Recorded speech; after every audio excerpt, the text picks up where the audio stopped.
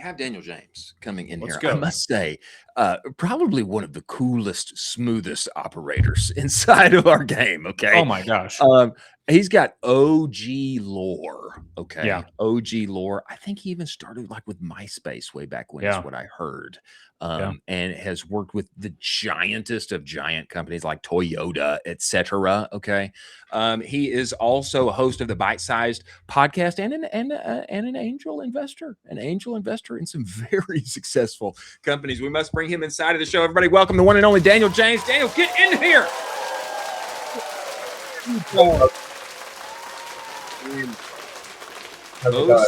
Those glasses are just sending me right now, man. Those are everything. I love that.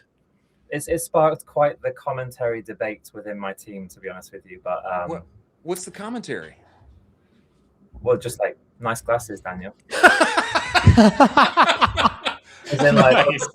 What do you mean by that? Is that a good thing or a bad thing? And obviously, super underdressed coming onto the show. You're both looking very spiffy in your suit jackets, and I'm just thank you. No, you know, Daniel, we try to step it up. We try to step it up for you. And also we heard that if you wear a suit jacket on the internet, then you get acquired by AI Labs. That's what we heard. Yeah. So, you know, since then we have had our suit jackets on and we are waiting for Sam Altman to contact us. It hasn't happened yet, but I'm sure he's got my number and he's going to be texting me any day here. I'm sure.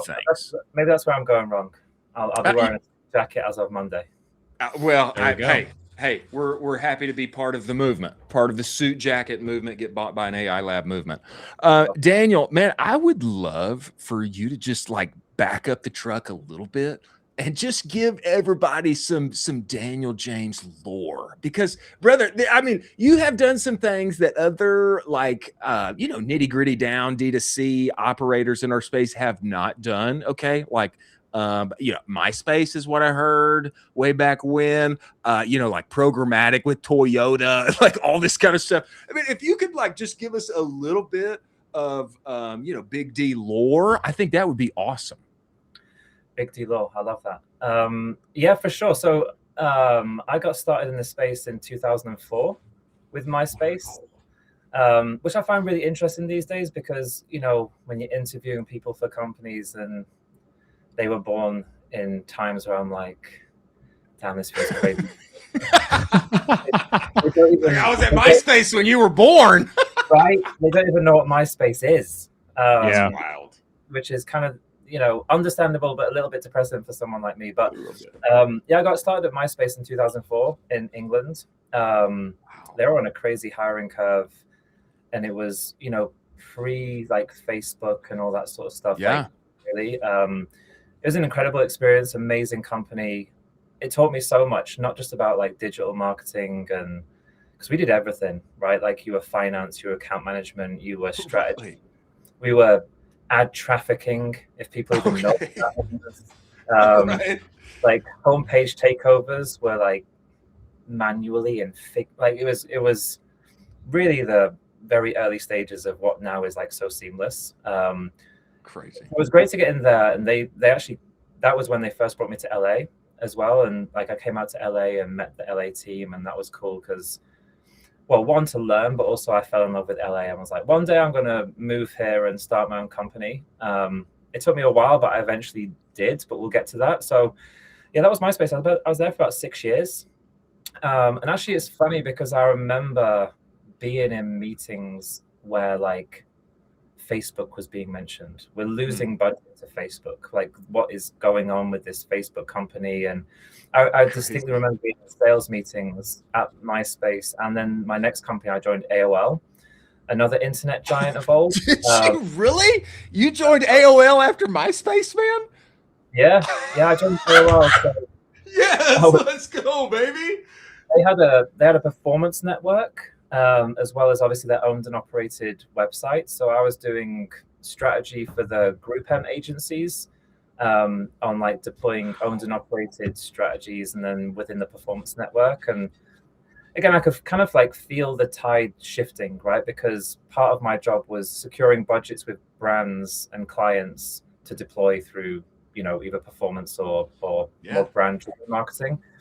and yeah, Facebook, and then programmatic. So I was here, I saw the world shift basically from these, I guess, more like legacy ways and legacy type websites and everything that digital was housed around, to like these walled gardens of Facebook, right? The phrase of walled garden. So you'd start to see walled garden line items on media plans, which was like Facebook, and it was starting to take far more of the budget.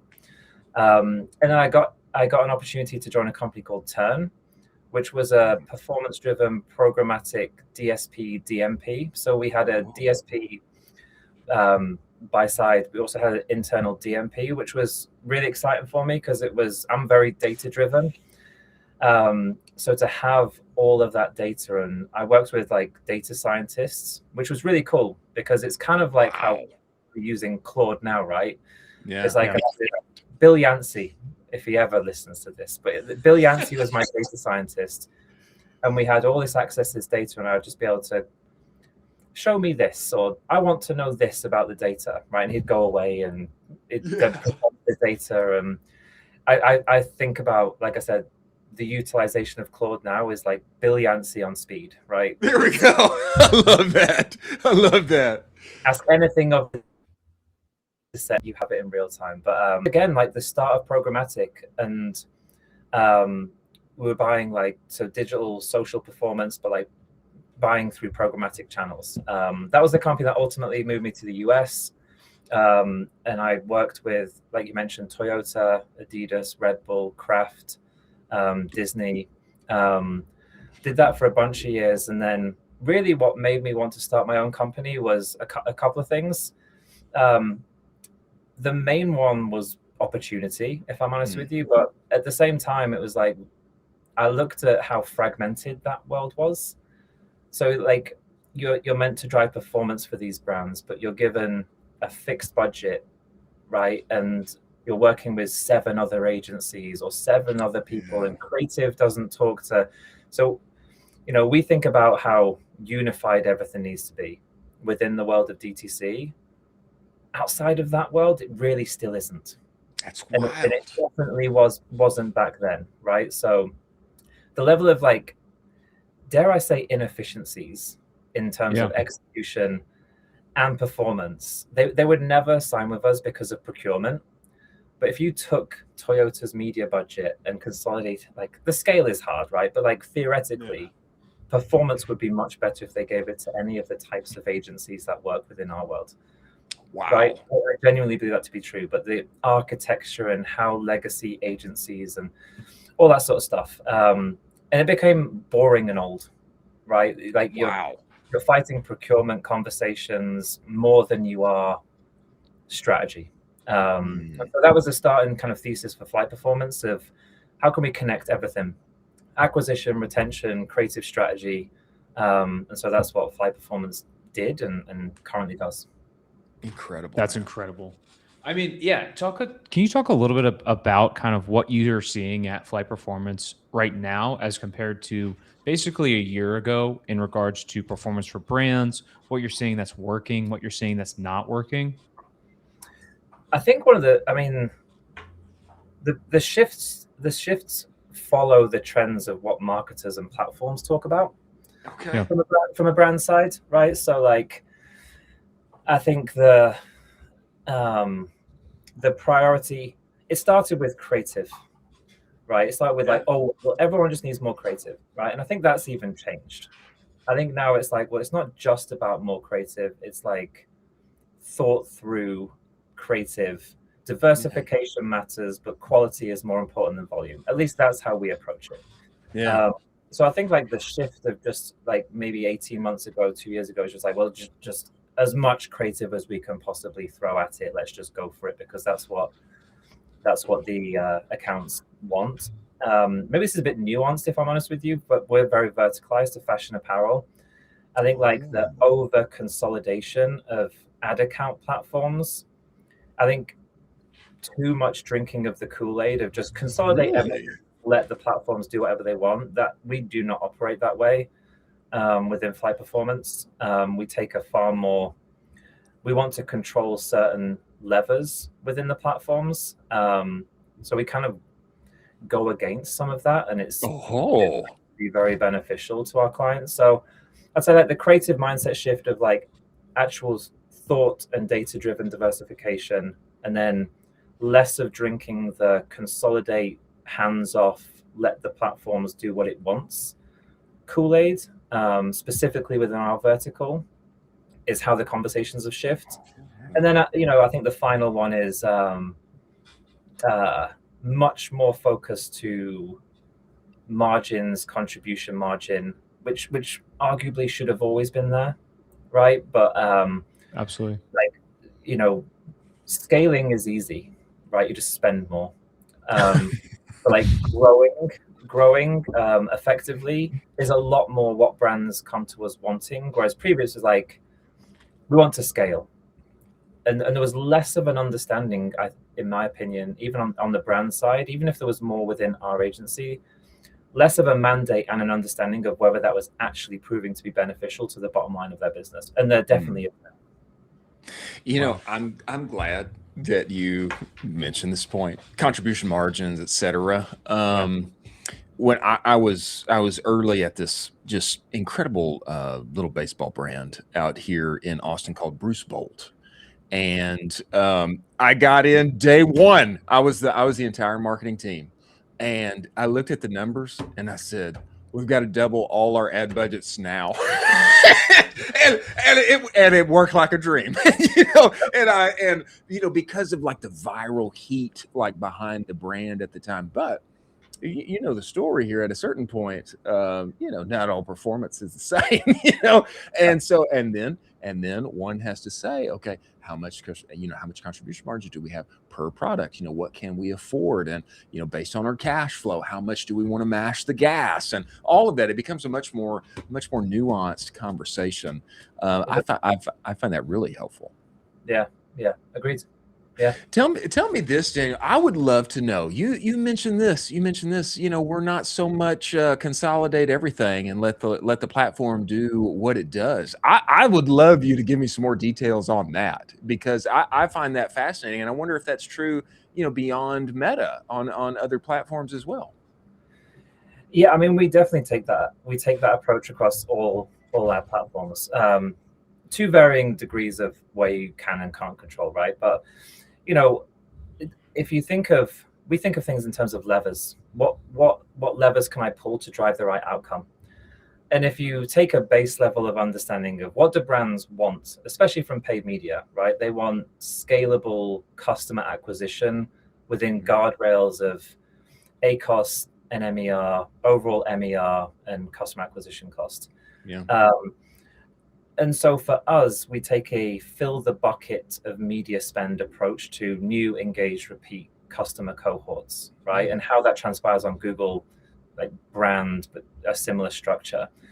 So by nature, that creates a level of fragmentation, right? That an overly consolidated approach of like, well, you don't need to do that because Meta knows and it'll just do this, right?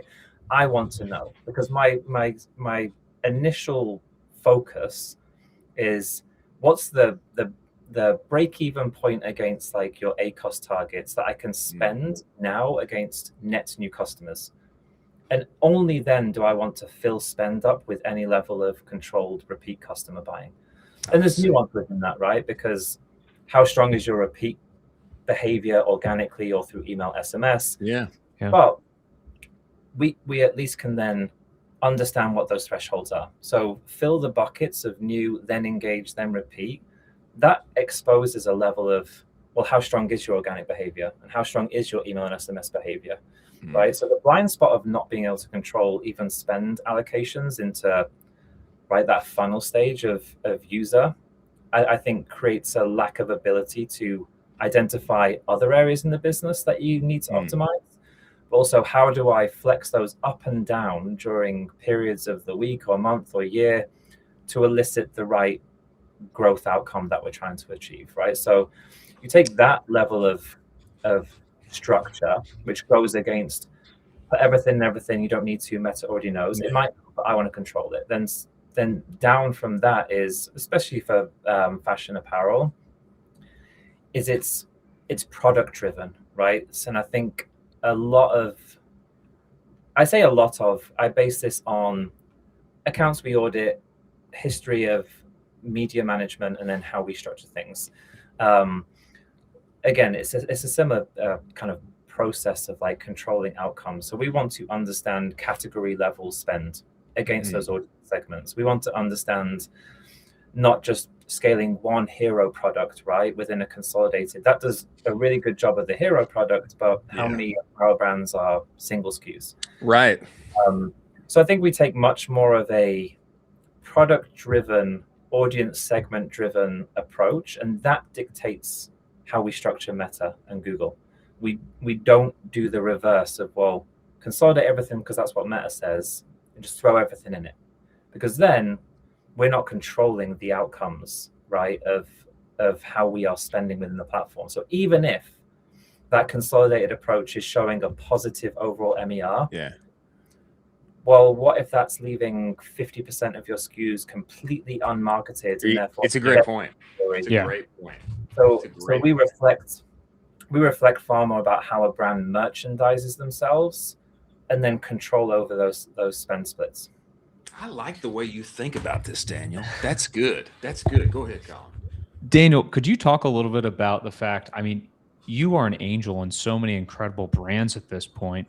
What are you seeing in the first 5 minutes of, being in a brand, or, being with a founder that lets you know, okay, this thing can scale. I'm ready to actually make an angel investment in this?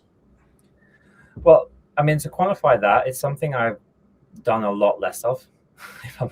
Like, let's quantify angel investing. It's a risky business. For sure. Yeah. So do you know what?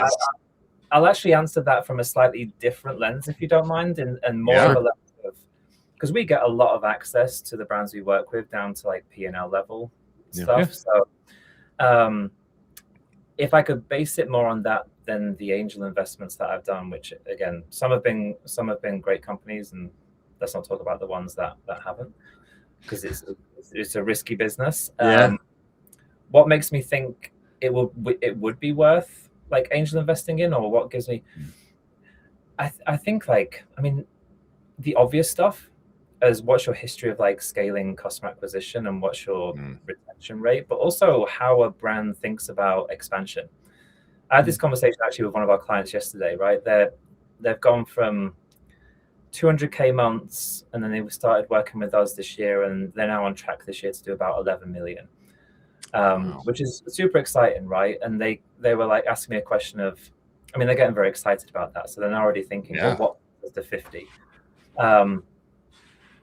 And, that conversation is, well, how are you thinking about category and product expansion, right? Because riding that wave, like, how does a brand grow? It probably initially grows off of a single SKU or a couple of SKUs, even within fashion apparel, right? But like, the exponential growth typically comes from product category expansion. So I think a big part of it is how well have you thought that through? Because early growth can be a little bit misleading if you don't have some thought into, well, what else is going to aid in the growth? Because I think at a certain point, there's going to be diminishing returns on like a single SKU that could probably easily get you to 10 million. 15, right? And there's always variables to this, but can that get you to 100? Probably not. Especially not without supporting things. So I look at that as well, right? Some of the metrics of how have you got to where you got to, but then what's your expansion, not from like a paid media perspective, but what are you fueling paid media with when it comes to product? Got it. Wow, Daniel, Wow. I feel like I need to tune into your podcast is what I need to do. I need to get more of your mind share. I feel like we need to have you back, brother. I really like the way that you think about things. Okay, tell me this. Man, we appreciate you coming and making the time and joining us. Now, where can people find you, follow you, talk to you? Maybe the new hottest apparel business that wants to go nuclear with Daniel James is listening right now. Where do they find you? Go and talk to you, get some of your mind share, etc. I mean, very controversial amongst the DTC world, but I love LinkedIn. All right, let's go Whoa. LinkedIn. Let's go LinkedIn. Don't shoot me. Don't shoot me. So LinkedIn definitely. I love LinkedIn. I like writing on LinkedIn because it's longer and I like writing because it clarifies my thoughts about things. So LinkedIn is definitely a place if you just want to observe thinking, what we're seeing within our brands, how we approach things at Flight Performance with our brands. Like I post on there daily. So that's probably the best place. And I filter through all the cold outbound DMs to get to people who actually want to connect about something serious. So LinkedIn's probably the best place.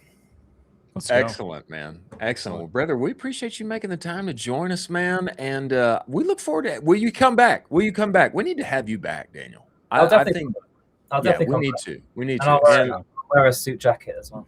Let's bring the suit jacket. If you need a cowboy hat, we can send you one. And those glasses have to come back too. We got to bring the glasses back. I'm down, guys. Thank you so much for having me on. Awesome. Thank you, brother. We look forward to having you back, man.